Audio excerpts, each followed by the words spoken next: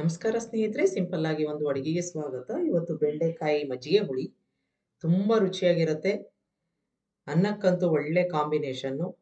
ಎಳೆಯದಾಗಿರೋ ಒಂದು ಬೆಂಡೆಕಾಯಿ ಸಿಕ್ಕಿದ್ರೆ ಇದನ್ನ ಮಾಡೋದು ತುಂಬಾ ಚೆನ್ನಾಗಿರುತ್ತೆ. ಮೊದಲನೇದಾಗಿ ಒಂದು ಅರ್ಧ ಕೆಜಿ ಇರಬಹುದು ಬೆಂಡೆಕಾಯಿನ ಚೆನ್ನಾಗಿ ತೊಳೆದು ಒರೆಸಿ ಈ ರೀತಿಯಾಗಿ ಹೆಚ್ಚಿ ಇಟ್ಕೊಂಡಿದ್ದೀನಿ.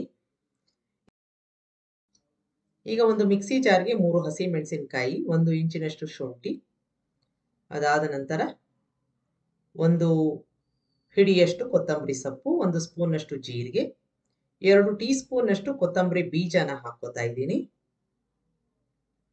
ಈಗ ಇದಾದ ನಂತರ 4 ಟೇಬಲ್ ಸ್ಪೂನು ಕಡಲೆಬೇಳೆ ಚೆನ್ನಾಗಿ ತೊಳೆದು ನೆನೆಸ್ಕೊಂಡಿರೋ ಅಂಥದ್ದು, ಸ್ವಲ್ಪ ಅರಿಶಿನ, ಕಾಯಿ ತುರಿ, ಸ್ವಲ್ಪ ನೀರನ್ನು ಹಾಕ್ಕೊಂಡು ನುಣ್ಣಿಗೆ ರುಬ್ಕೊಂಡ್ಬಿಡ್ಬೇಕು.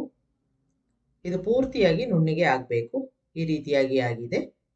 ಈಗ ಒಂದು ಬಾಣಲೆ ಇಟ್ಕೊಂಡು ಸುಮಾರು 3 ಸ್ಪೂನ್ನಷ್ಟು ಎಣ್ಣೆ ಹಾಕ್ಕೊಂಡು ನಾವು ಹೆಚ್ಕೊಂಡಿದ್ವಲ್ಲ ಬೆಂಡೆಕಾಯಿನ ಹಾಕ್ಕೊಂಡು ಪೂರ್ತಿ ಅಂಟು ಹೋಗೋ ತನಕ ಹುರ್ಕೋಬೇಕು.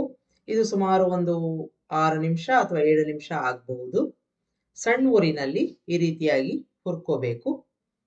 ಈಗ ಅದ್ರದ್ದು ಅಂಟು ಲೋಳೆ ಎಲ್ಲ ಹೋಗಿದೆ. ಈ ರೀತಿಯಾಗಿ ಉದುರುದ್ರಾಗಿ ಆಗಬೇಕು. ಸ್ವಲ್ಪ ಬೆಂದಿರತ್ತೆ ಕೂಡ. ಈಗ ಇದನ್ನ ಸ್ವಿಚ್ ಆಫ್ ಮಾಡಿಕೊಂಡು ಮುಚ್ಚಿ ಬಿಟ್ಬಿಡೋಣ. ಆ ಬಿಸಿಗೇನೆ ಸ್ವಲ್ಪ ಬೇಯತ್ತೆ. ಒಂದು ಪಾತ್ರೆಗೆ ನಾನು 3 ಸ್ಪೂನ್ ಎಣ್ಣೆ ಹಾಕೊಂಡು ಸಾಸಿವೆ ಹಾಕೊಂಡಿದ್ದೀನಿ. ಸ್ವಲ್ಪ ಹಿಂಗನ್ನ ಹಾಕೋತಾ ಇದ್ದೀನಿ.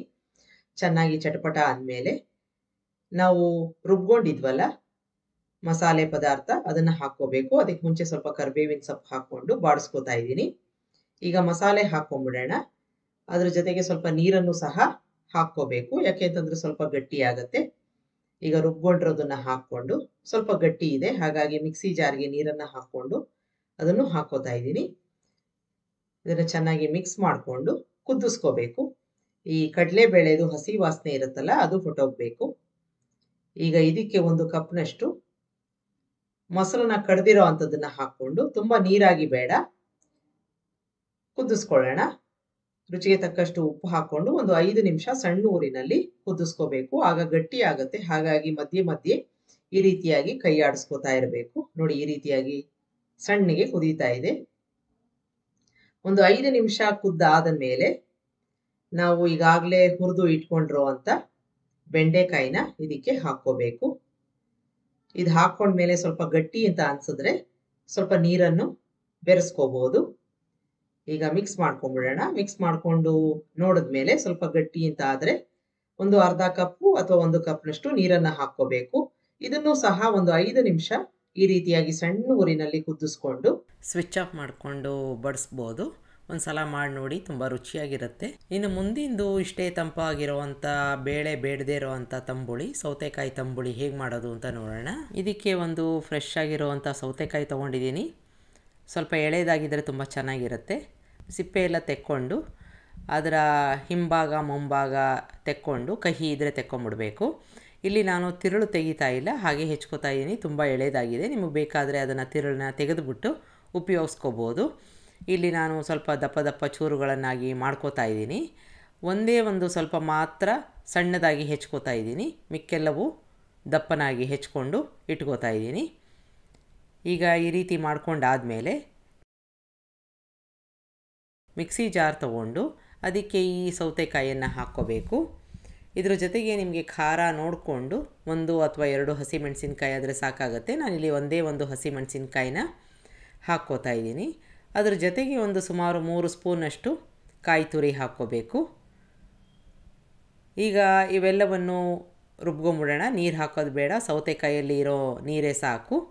ಇದನ್ನು ಒಂದು ಪಾತ್ರೆಗೆ ಹಾಕ್ಕೋತಾ ಇದ್ದೀನಿ. ಸ್ವಲ್ಪ ನೀರನ್ನು ಸಹ ಸೇರಿಸ್ಕೊಂಡು ಹಾಕ್ಕೋತಾ ಇದ್ದೀನಿ. 1 ಕಪ್ನಷ್ಟು ಮೊಸರನ್ನು ಹಾಕ್ಕೋತಾ ಇದ್ದೀನಿ. ನಿಮಗೆ ನೀರಾಗಿ ಬೇಕು ಅಂತಂದರೆ ಮಜ್ಜಿಗೆನ ಹಾಕ್ಕೋಬೋದು. ಇದಕ್ಕೆ ರುಚಿಗೆ ತಕ್ಕಷ್ಟು ಉಪ್ಪನ್ನು ಹಾಕ್ಕೊಂಡು ಚೆನ್ನಾಗಿ ಮಿಕ್ಸ್ ಮಾಡಿ ಇಟ್ಕೋಬೇಕು. ಈ ಹದದಲ್ಲಿ ಇದ್ದರೆ ಅನ್ನಕ್ಕೆ ಕಲಿಸ್ಕೊಳ್ಳೋಕ್ಕೆ ತುಂಬ ಚೆನ್ನಾಗಿರುತ್ತೆ. ನಾವು ಸಣ್ಣದಾಗಿ ಹೆಚ್ಕೊಂಡಿದ್ವಲ್ಲ ಸೌತೆಕಾಯಿ, ಅದನ್ನು ಸಹ ಹಾಕ್ಕೊಂಡಿದ್ದೀನಿ. ನೀವು ಬೇಕಾದರೆ ತುರಿದ್ಬಿಟ್ಟು ಹಾಕ್ಕೋಬೋದು, ಇಲ್ಲ ತಿರುಳಿರುತ್ತಲ್ಲ ಅದನ್ನು ಸಹ ಸಣ್ಣದಾಗಿ ಹೆಚ್ಚಿಬಿಟ್ಟು ಬೇಕಾದರೆ ಹಾಕ್ಕೋಬೋದು. ಈಗ ಒಂದು ಒಗ್ಗರಣೆ ಮಾಡ್ಕೊಂಬಿಡೋಣ. ಎಣ್ಣೆ ಹಾಕ್ಕೊಂಡು ಚೆನ್ನಾಗಿ ಕಾದ ನಂತರ ಇದಕ್ಕೆ ಸಾಸಿವೆ ಹಾಕ್ಕೋಬೇಕು. ಆ ನಂತರದಲ್ಲಿ ಇದಕ್ಕೆ ಉದ್ದಿನ ಬೇಳೆನ ಹಾಕ್ಕೋಬೇಕು. ಒಳ್ಳೆ ಕಲರ್ ಬರ್ತಾಯಿದೆ ಅಂತಂದರೆ ಮಿಕ್ಕ ಪದಾರ್ಥಗಳನ್ನ ಸೇರಿಸ್ಕೊಂಬಿಡೋಣ.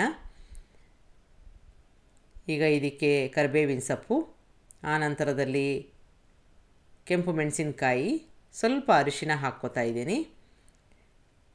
ಈಗ ಇರೋ ಬಿಸಿನೇ ಸಾಕು. ಸ್ವಿಚ್ ಆಫ್ ಮಾಡಿಕೊಂಡು ಇದಕ್ಕೆ 1/4 ಟೀ ಸ್ಪೂನಷ್ಟು ಎಳ್ಳನ್ನು ಹಾಕ್ಕೊಂಡು ಚೆನ್ನಾಗಿ ಇದನ್ನು ಮಿಕ್ಸ್ ಮಾಡಿಕೊಂಡು ಈ ಒಂದು ಒಗ್ಗರಣೆ ಮಾಡ್ಕೊಂಡಿರೋದನ್ನು ನಮ್ಮ ತಂಬುಳಿಗೆ ಹಾಕ್ಕೋಬೇಕು. ಮಿಕ್ಸ್ ಮಾಡಿಕೊಂಡು ಬಿಸಿಯಾಗಿರೋ ಅನ್ನದ ಜೊತೆಗೆ ಸರ್ವ್ ಮಾಡಿ. ತುಂಬ ಚೆನ್ನಾಗಿರುತ್ತೆ ಬೇಸಿಗೆ ಕಾಲಕ್ಕೆ. ನಿಮಗೆ ರೆಸಿಪಿ ಇಷ್ಟ ಆದಲ್ಲಿ ಲೈಕ್ ಮಾಡಿ, ಶೇರ್ ಮಾಡಿ, ಕಮೆಂಟ್ ಮಾಡಿ, ನನ್ನ ಚಾನಲ್ಗೆ ಸಬ್ಸ್ಕ್ರೈಬ್ ಮಾಡಿ. ನಮಸ್ಕಾರ.